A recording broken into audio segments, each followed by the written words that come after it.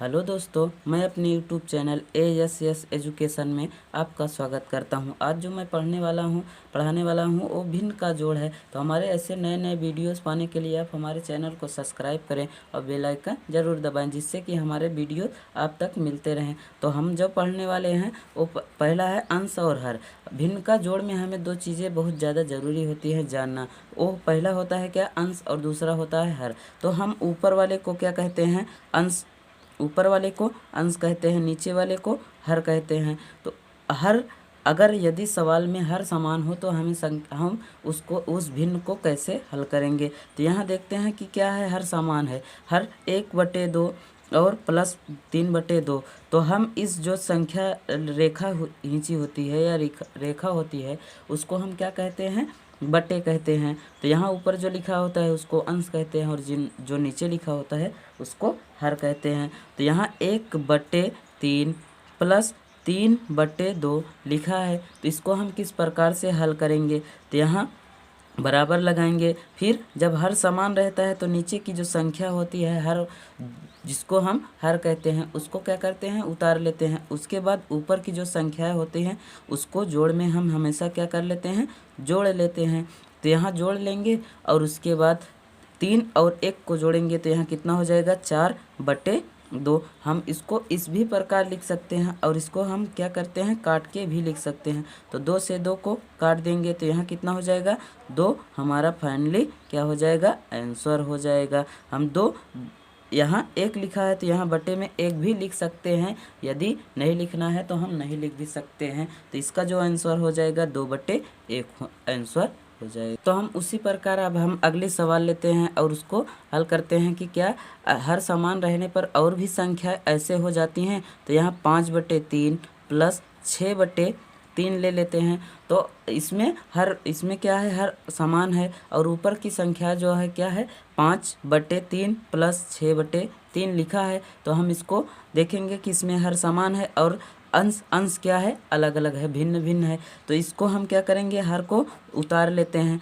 तो हर यहाँ उतार लेंगे, ठीक। यहाँ हर को हम उतार लेते हैं तो ऊपर हर 5 मतलब अंश 5 लिखा है और अंश 6 लिखा है। तो इसको हम दोनों को संख्याओं को क्या करेंगे, जोड़ देंगे। तो यहाँ 6 और 5 को जोड़ेंगे तो 11/3 हो जाएगा। फाइनली हमारा यही आंसर हो गया। तो यदि हमें सवाल सही बटे में नहीं दी है तो हम आंसर को 11/3 लिखेंगे। तो हमारा अंश क्या हो गया, अंश ऊपर वाला है तो अंश को हम क्या लिखेंगे, 11 लिखेंगे और हर को क्या लिखेंगे, यहाँ 3 हो गया। तो हम ये जो लगा होता है इसको हम हमेशा क्या पढ़ते हैं, बटा पढ़ते हैं। तो बटा का अर्थ यह होता है कि किसी संख्या को उसको बटे में कर देना, मतलब कि अलग कर देना। इसी प्रकार हम अगली सवाल लेते हैं। तो जैसे यहाँ सवाल, कोई भी सवाल ले रहे हैं तो यहाँ हम जैसे 4/6 को ले रहे हैं, 4/6 को ले रहे हैं। तो 4/6 प्लस 8/6 ले रहे हैं।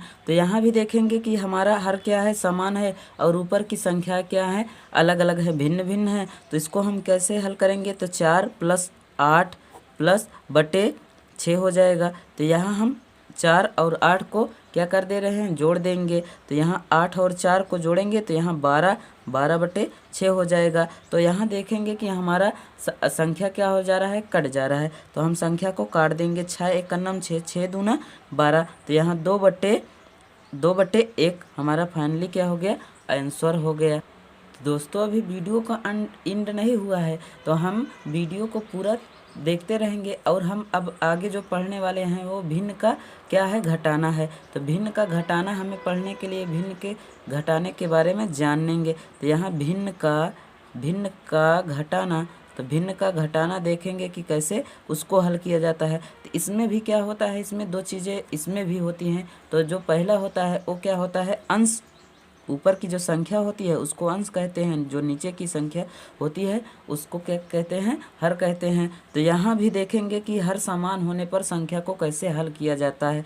तो यहाँ 3/5 माइनस 2/5 यहाँ लिखा है। तो यहाँ क्या है, ऊपर वाली जो संख्या अर्थात 3 क्या है, हमारा अंश है और जो 5 लिखा है उसको क्या कहते हैं, हर कहते हैं। आप देखेंगे कि यहाँ माइनस लगा है और 2/5 लिखा है। तो यहाँ ऊपर वाली संख्या को क्या कहेंगे, अंश कहेंगे और नीचे वाली संख्या को हर कहेंगे। तो ऊपर वाली संख्या क्या लिखा है, तो 3 3 और -2 करेंगे, बटे लगाएंगे, हर समान है तो हम यहाँ संख्या को ऐसे इसी प्रकार घटा देंगे। तो 3 में से 2 को घटा देंगे तो यहाँ कितना बचेगा, 1 बस 1 और बटे 5 हो जाएगा। फाइनली हमारा यही आंसर हो गया। तो इसी प्रकार हमें भिन्न का घटाना करना चाहिए। इसी प्रकार हम एक और अगले सवाल ले लेते हैं। तो यहाँ देखेंगे कि क्या है कि हम अगली जो सवाल ले रहे हैं उसमें भी देखेंगे कि हर समान होने पर क्या कैसे हल किया जाता है। तो यहाँ अगर मान लीजिए लास्ट वाली संख्या बड़ी हो गई तो हम क्या करेंगे, कैसे हल करेंगे। तो यहाँ देखेंगे कि हर समान है और संख्या लास्ट वाली पहली वाली संख्या तो 3/6 -5/6 है। तो यहाँ 3 और -5 लिखेंगे, बटे 6 लिखेंगे। अब ये देखेंगे कि यहाँ जो संख्या होती है इसके आगे सदैव कितना लिखा होता है, प्लस लिखा होता है, और इसके आगे हमें दिखाई दे ही रहा है कि यहाँ माइनस होता है। तो जब कोई संख्या लिखी होती है उसके आगे किसी का चिन्ह नहीं होता है तो हमेशा उसके आगे सदैव प्लस का चिन्ह लगा होता है। तो यहाँ प्लस का चिन्ह लगा है और यहाँ माइनस का चिन्ह लगा है, और ये संख्या छोटी है और ये वाली संख्या बड़ी है। तो यहाँ 5 में हम 3 को क्या कर देंगे, घटा देंगे, अर्थात +3 में -5 को घटा देंगे।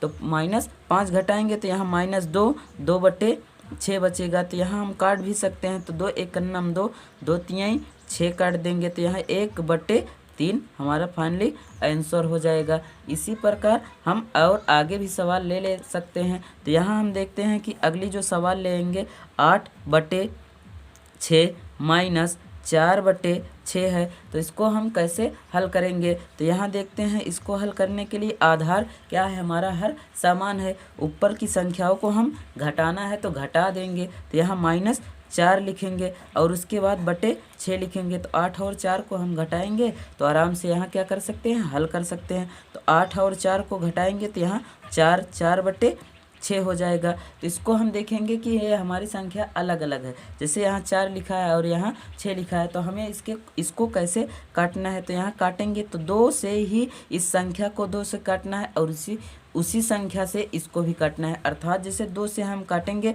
तो 2 दूना 4 और 2 तिहाई 6। तो हमारा फाइनली जो आंसर हो जाएगा वो 2/3 हो जाएगा।